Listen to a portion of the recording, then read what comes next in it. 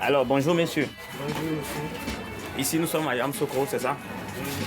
Ok, précisément au marché. Grand marché Yamoussoukro. Ok. Donc, le nom de votre magasin, vous faites quoi? Bon, le nom de mon magasin, c'est magasin de programmation. Magasin de programmation. On fait des programmations, Et les réparations des téléphones, etc. Ok. On fait beaucoup plein de choses. On fait des accessoires, téléphones, tout ça. les accessoires de téléphone, des programmations. Quand le téléphone de quelqu'un est déprogrammé, vous programmez. Exactement. Ok. Donc, nous sommes dans le marché et merci d'accepter notre micro-trottoir pour aussi faire de la publicité de votre magasin. Alors, si vous voulez acheter des accessoires de téléphone, vous voulez réparer vos téléphones, et c'est quel nom chez vous ici? Non, ici, chez mon autre nom, c'est Ahmed de réparation. Ok, donc vous venez chez Ahmed Réparation, à côté de Radio Jam là. Donc, c'est ça. Alors, merci d'accepter notre micro-trottoir. Aujourd'hui, nous sommes dans le marché pour écouter votre vérité. Votre vérité, votre manière de penser, votre façon de gérer certaines situations de la vie. Donc, je vais vous poser quelques questions simples, mais profondes. Donc, sur la colère, sur le pardon, sur la fidélité et même sur le paradis et l'enfer. Donc, pas de bonnes réponses ni mauvaises réponses. Voilà, toutes les réponses que vous allez donner, c'est votre opinion, ok? Donc, nous, on respecte votre opinion. Voilà. Donc, on est là pour vous écouter avec respect, sans jugement. Donc, on peut aller partie 1. On va vous poser la question sur la morale et sur le comportement.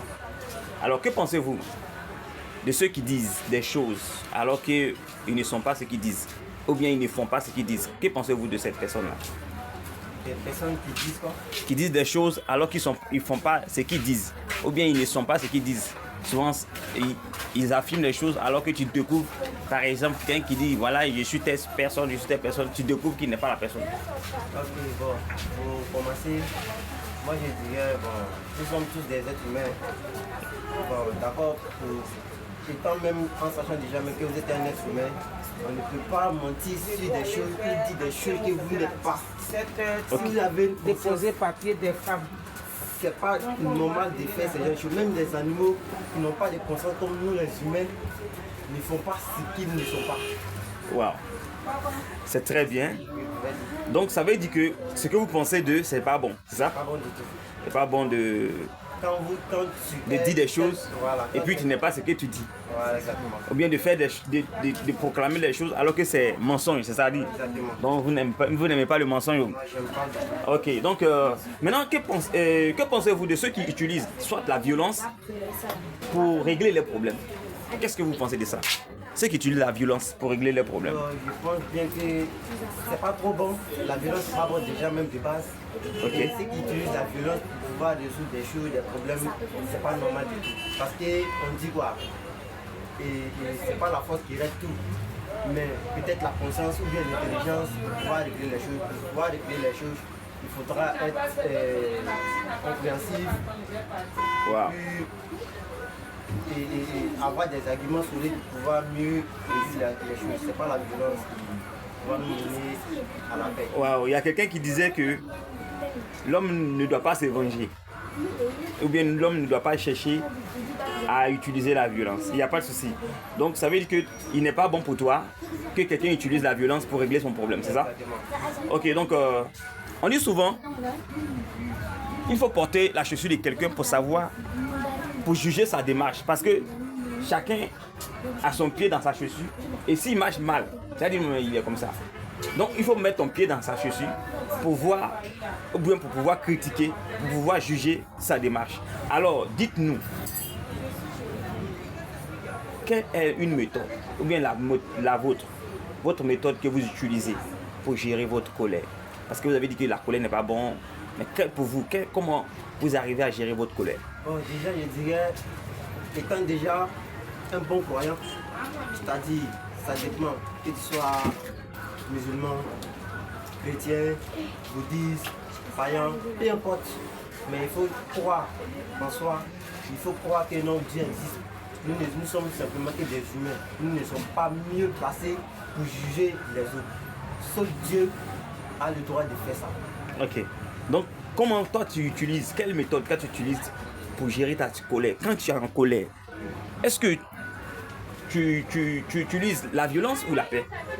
Non, je n'utilise pas la violence. C'est la paix que tu utilises. Voilà, exactement. Mais et là, quand tu es en colère, tu utilises la sagesse ou la folie? Donc, quand je suis en colère, je suis tranquille.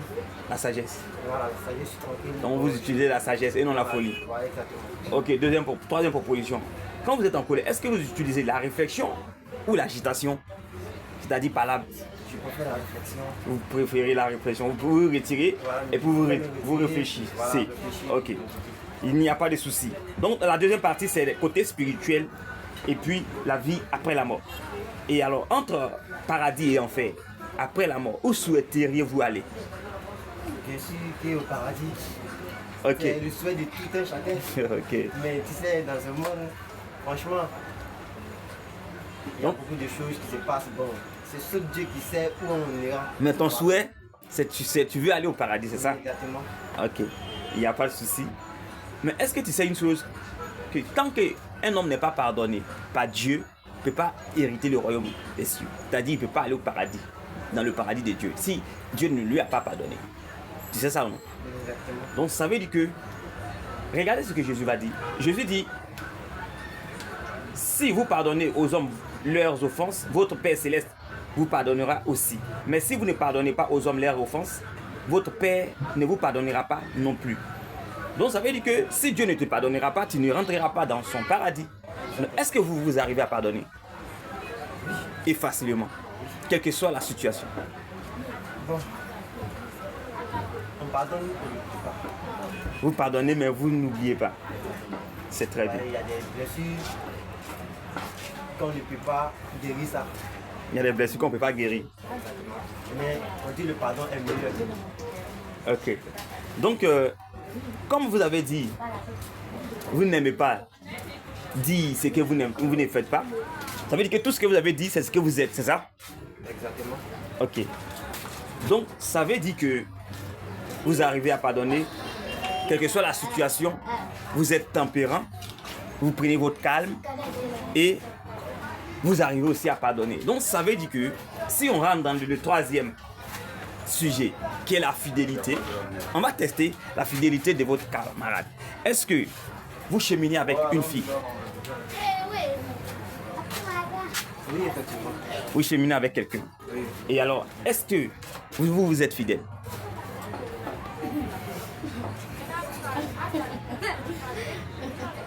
Bon. Oui, bon. Je dirais que non. Je dirais oui aussi. Il y a deux réponses. Oui. Pourquoi j'ai dit non? Pourquoi vous dites non, que vous n'êtes pas fidèle? Bon, je ne suis pas encore marié aux yeux de la loi. Ok. Bon, actuellement, on chemine ensemble pour pouvoir mieux se découvrir, se connaître et puis ensuite légaliser les choses. Donc, c'est pour cette raison que j'ai dit Bonjour. non. Ok. De la loi. Mais oui, alors que vous marchez, vous voulez être fidèle à elle. Donc ça veut dire que vous souhaiterez aussi qu'elle soit fidèle. Parce que tu ne peux pas marcher avec quelqu'un, vouloir la marier, et alors cette personne n'est pas fidèle. Gaspiller ton temps. Souvent, il y a des personnes même qui sont avec la personne pendant 10 ans, et puis après, elles découvrent que voilà, le monsieur a un autre foyer, ou bien soit la femme a un autre mec. Et alors ça, c'est pas bon. Ou bien c'est marié avec quelqu'un d'autre, c'est pas bon. Tu as gaspillé ton argent, tu as fait beaucoup de choses pour rien. Et c'est méchant. Donc nous, on est là pour combattre l'infidélité. Donc, comme vous dites que vous êtes fidèle, mais est-ce que vous êtes sûr que votre conjointe est aussi fidèle comme vous? oui. Elle est fidèle. Donc, si on teste sa fidélité, qu'elle n'est pas fidèle, ça veut dire que, en réalité, vous aurez la capacité de lui pardonner, parce que vous l'avez dit, que vous arrivez à pardonner, à gérer la situation, c'est ça? Donc, et comment elle s'appelle? Si vous êtes fidèle, dites son nom alors. Comment elle s'appelle? Ou bien, si vous voulez, vous ne voulez pas répondre, sauter la question. On peut sauter cette question. Sauter cette question. Ok. Donc, mais est-ce que vous voulez nous donner le numéro de votre camarade? On l'appelle. Si elle dit son nom, elle dit votre nom, automatiquement, vous saurez que c'est avec vous elle est. Parce que vous pouvez imaginer être avec elle alors que elle, dans sa tête, elle n'est pas avec vous. Donc, est-ce que vous nous permettez de l'appeler pour dire, il y a un monsieur ici, on ne lui dit pas le lieu où on est, qui dit que vous êtes, voilà, sa chérie, et que il dit vous aime, il dit de vous appeler, et il veut seulement, nous voulons seulement que vous deviniez c'est qui vous aime comme ça. Et quand elle va dire votre prénom, automatiquement, nous saurons qu'elle est fidèle. Alors, est-ce que c'est possible que vous pouvez nous donner son numéro pour l'appeler devant vous et elle va dire si c'est vous ou pas. Mais sur cette question, si on saute, ou bien vous ne pouvez pas la tester pour voir si vraiment elle est avec vous. Parce que vous pouvez penser que vous êtes avec elle, alors elle est avec quelqu'un d'autre. Vous voulez pas... Oui, c'est vrai aussi. Ou bien J'ai complètement confiance en elle. Tu as complètement confiance. Ok. Donc, ça veut dire qu'en Côte d'Ivoire, ici à Yamoussoukro, il y a des garçons qui sont fidèles, c'est ça? Et les femmes qui sont fidèles. Et vous dites que votre copine aussi fait partie de celles qui sont fidèles, c'est ça? Donc, nous, on va vérifier. Parce que nous, on veut chercher à comprendre. On veut voir si c'est vrai. Donc, nous, on va vérifier. En mettant son numéro, et puis nous, on l'appelle en ligne. Donc, automatiquement, si elle dit votre prénom, ça veut dire qu'elle est fidèle. C'est bon? C'est bon? Mais tu sautes aussi. C'est une chose un peu compliquée. Mais c'est risqué, bien sûr. Mais tu vas pas quand même. C'est vrai que Tu sais, l'infidélité, c'est pas une bonne chose. Surtout pour la femme. Vous comprenez? Donc du coup, si vous êtes avec elle et qu'elle n'est pas avec vous, vous allez gaspiller votre petite économie. Soit vous partez avec soit 10 000 à la maison par jour et elle va prendre peut-être 9 000 dedans, tu prends 1 000 francs, tu te débrouilles. Alors, tu vas faire ça pendant 10 ans et alors un jour elle te dit voilà, je suis enceinte de quelqu'un d'autre. Toi-même, tu vas te faire très mal. Donc nous, on est là pour combattre ça. Donc au contraire, ça peut te sauver. Avec qui tu es, peut-être c'est quelqu'un qui est en train d'en profiter de toi. Donc du coup, si vous êtes d'accord, on va l'appeler pour tester sa fidélité. Si vous n'êtes pas d'accord, on stoppe. Donc voilà, donnez son numéro. Et puis on l'appelle pour vérifier si elle est fidèle avec vous. Parce que vous pouvez prétendre être avec elle alors qu'elle est à quelqu'un d'autre. Donc j'espère que vous avez un cœur tranquille. Hein? Non, je suis tranquille. Ouais. Faut pas avoir peur, sois tranquille. Je sais que elle est fidèle, comme tu l'as dit, hein. Comme vous l'avez dit, elle est fidèle. Donc du coup, on va voir si réellement elle est fidèle. Mais si elle n'est pas fidèle, ou bien si elle a dit non de quelqu'un d'autre, sachez que voilà. Mais en tout cas, restez calme. Ne dites pas. Quel est votre nom? C'est Suleiman. Elle connaît ce nom. Oui. Et elle s'appelle comment? Parce que le nom que vous avez, le numéro que vous avez donné, ou bien ça reste anonyme aussi. Ou bien de couper la partie du nom. De couper la partie du nom. Mais le nom au moins ça s'appelle comment? Il a coupé la partie. Le numéro que, ou bien de lui demander son nom. C'est qui? De lui demander c'est qui? Mais au moins c'est dire bonjour. On va dire que vous n'êtes pas fidèle. Ok. Donc ça sonne.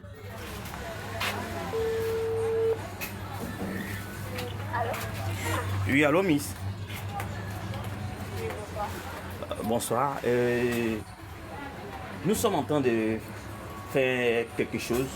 Il y a un monsieur qui est devant nous qui nous dit que il est votre copain.